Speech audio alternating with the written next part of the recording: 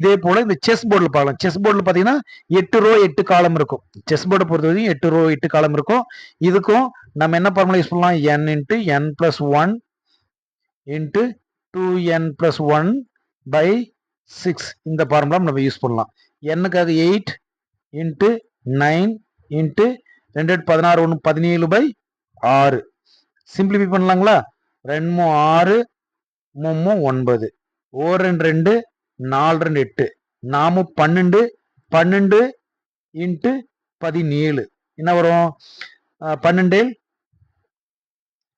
84க்கு 4 மீதி 8 ஓர் 12 12 12 8 20. So 204 square வந்து இதுல இருக்கும். 204 ஸ்கொயர் எப்படின்னு பாத்தீங்கன்னா 1x1